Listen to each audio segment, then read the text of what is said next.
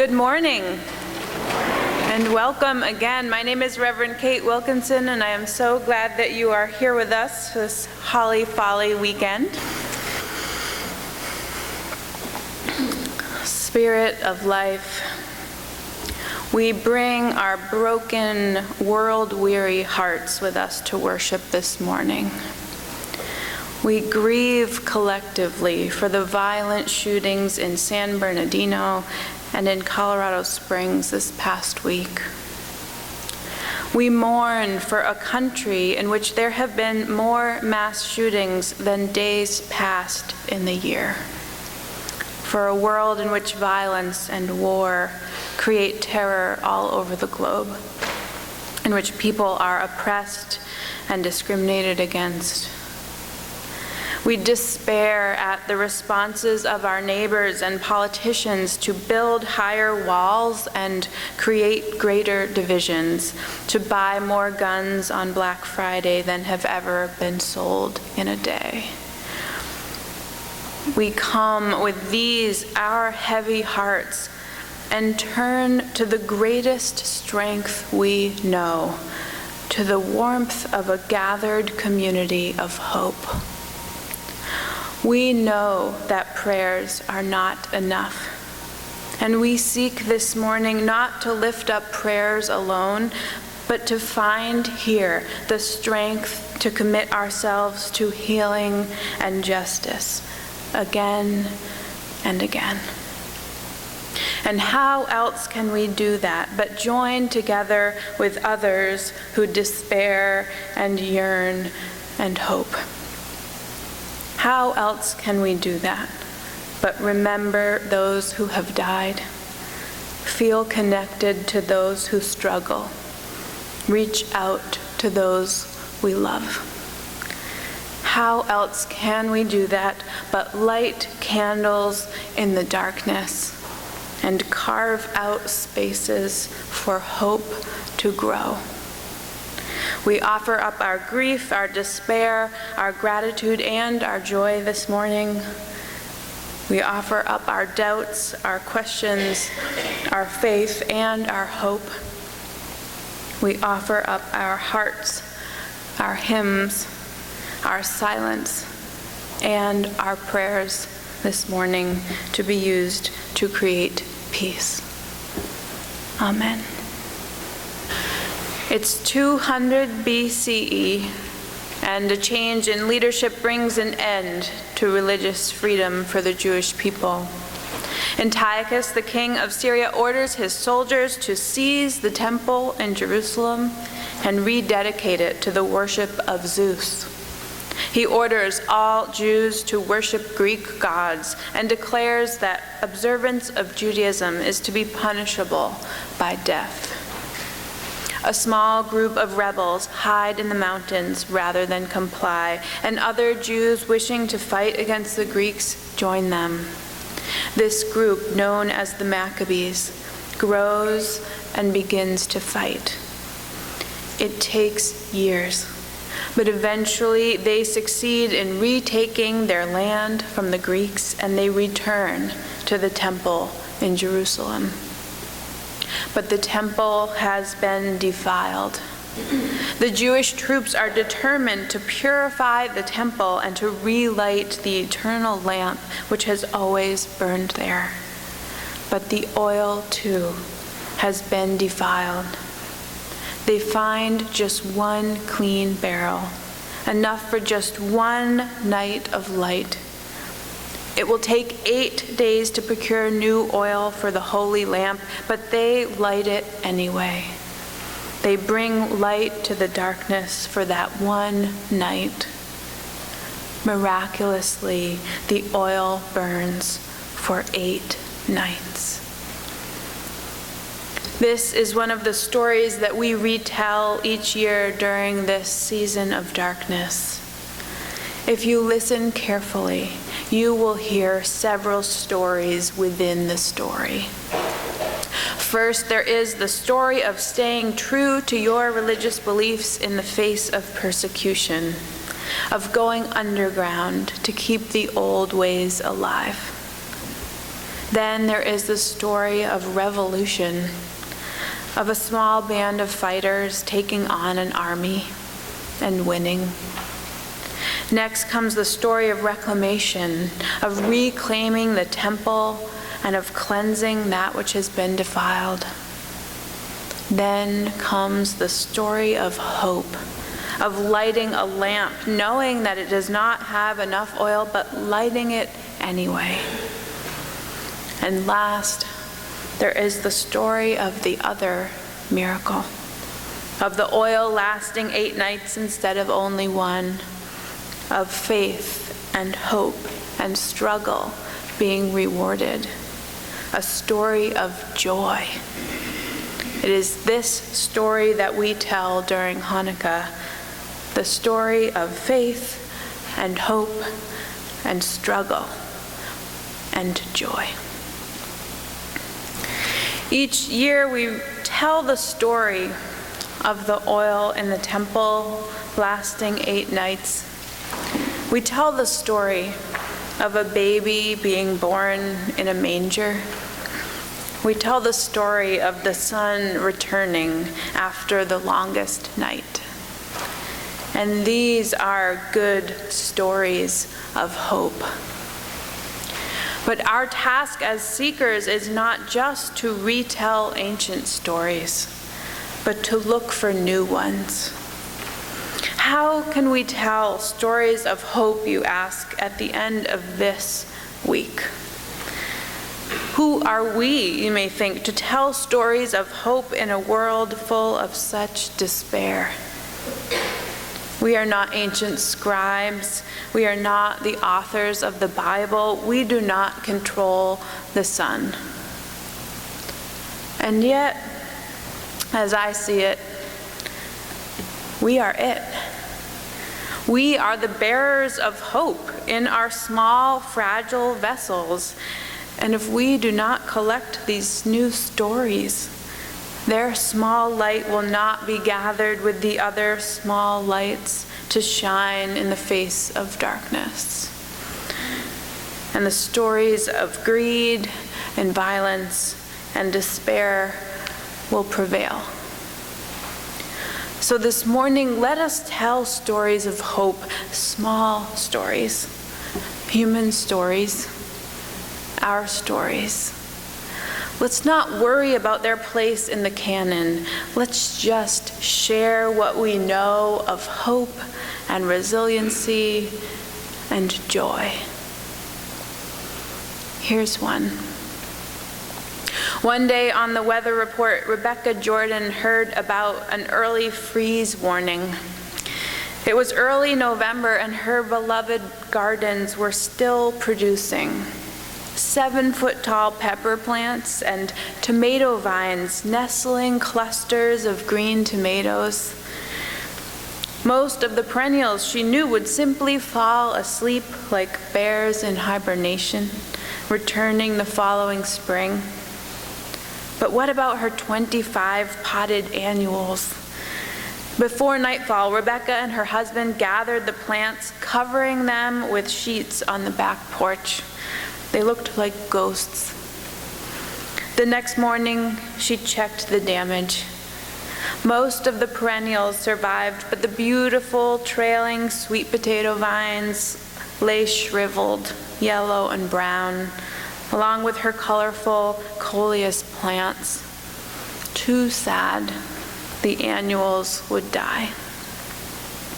Just when the winter doldrums were descending, she walked into the living room and found her husband had started a blazing fire, comforting and warm.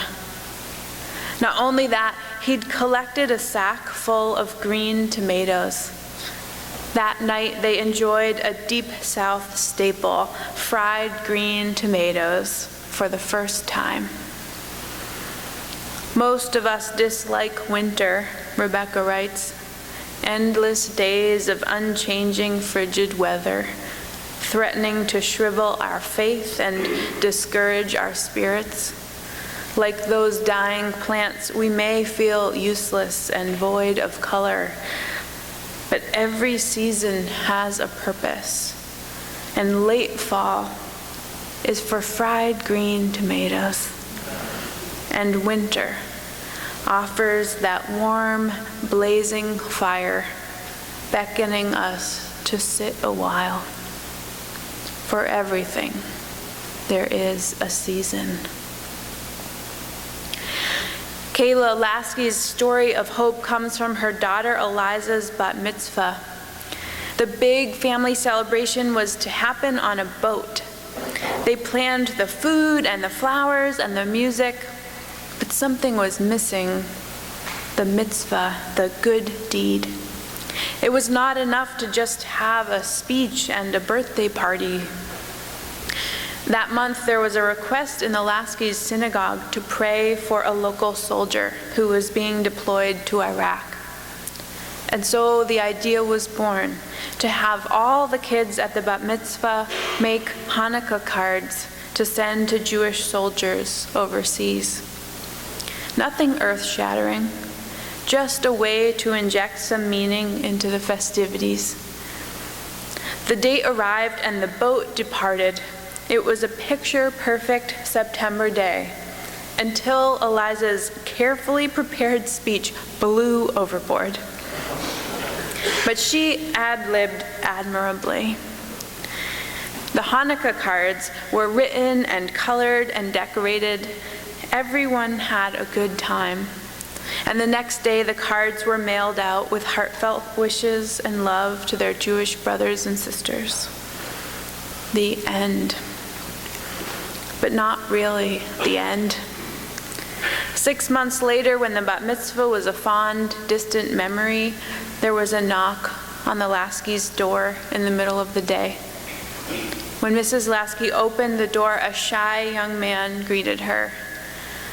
"I'm Lieutenant Steinberg," he said, "and your daughter sent me a Hanukkah card when I was in Iraq."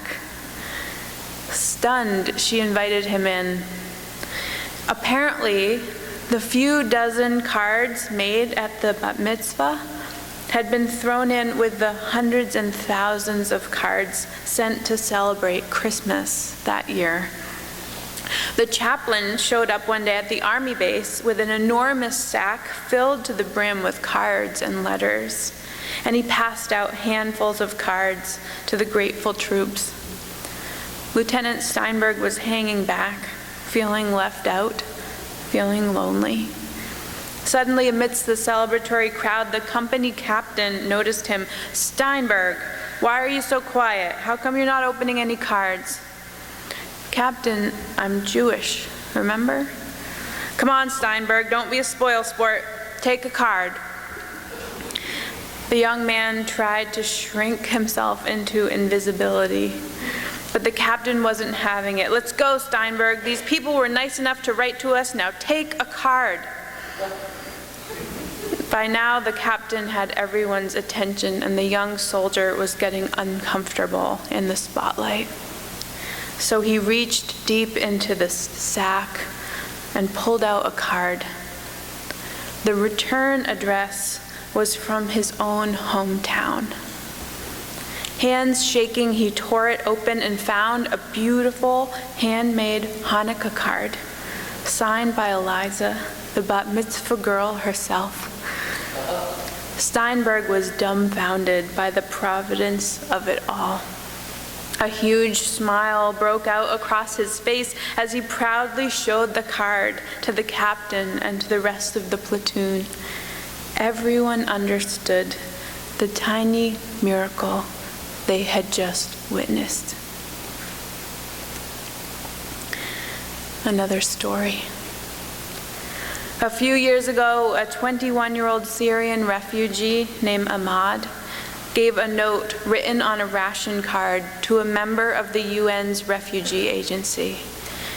Ahmad had been living in the Zatari camp in Jordan for 2 years already, alongside 80,000 other refugees. His note asked for help emigrating to a country where he and his sister could resume their university studies, interrupted by civil war. He had been studying English literature. "Aren't we human beings," he wrote, Are we born to eat, drink, and sleep only? What is our sin and fault? Aren't we worthy of honorable life? Our life has become unbearable. Please help us. Reading Ahmad's story in the news, Claire Henley, a young woman studying at King's College in London, felt compelled to write back to Ahmad. She couldn't do anything to help with his immigration, but she couldn't imagine not being able to go to university. And the disparity between life in the UK and Syria was inconceivable to her.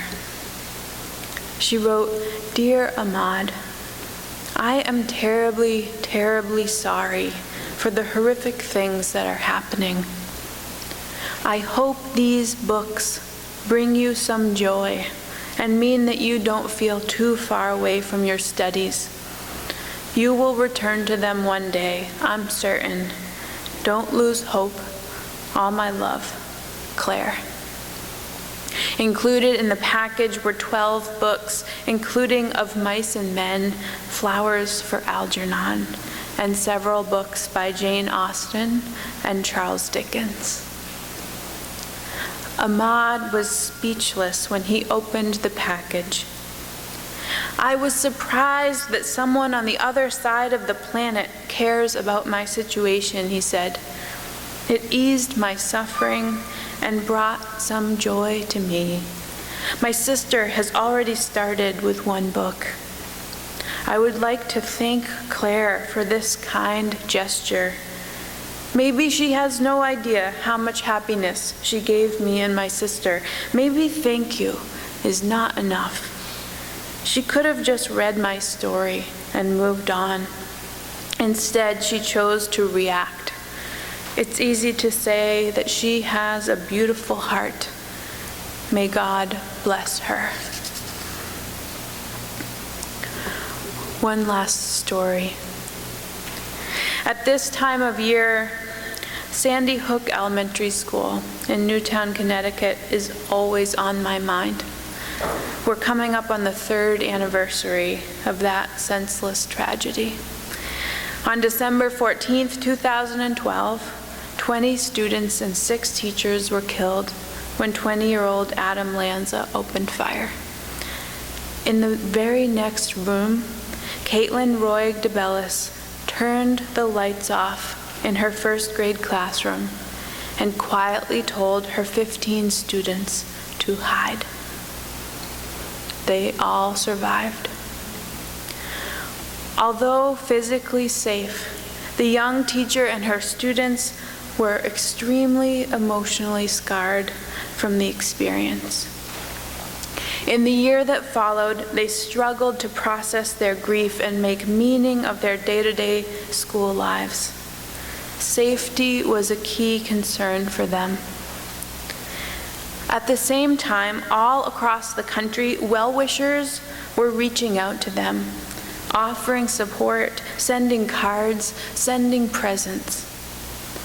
"We were receiving boxes and boxes of gifts every day," Roy DeBellis said.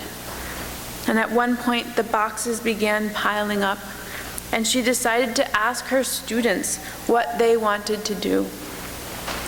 The gifts were more than they could ever use themselves. The 1st graders suggested that they give the gifts to someone else. They found a school in Tennessee that was in desperate need of supplies, and they sent the gifts to them. In the midst of their own fear and grief, the students found deep purpose in having compassion for others and in helping. Roy DeBellis is now executive director of Classes for Classes, a nonprofit that matches classrooms that want to donate to other classrooms in need. Their mission is to teach children the power of kindness and compassion through their ability to create positive change for others. All over the country, classrooms are teaming up with other classrooms to send them what they need, including compassion, including hope. It's not that the temple was not destroyed.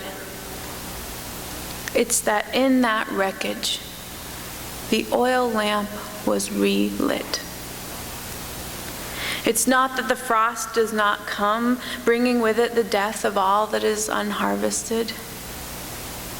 It's that coming in from the cold, there is a warm fire.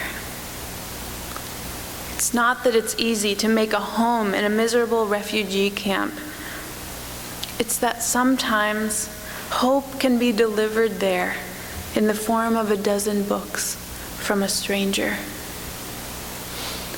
It's not that we are not heartbroken at the 352 mass shootings that have occurred this year, or that any meaningful gun control has been passed since Sandy Hook. It's that we can use our heartbreak to work for change. It's not that we are not entering a season of darkness. It's that in the face of this darkness, every religious tradition finds reasons to create more light. Let us join our energies not with the despair of darkness, but with the hope of light. May it be so. Amen, and blessed be.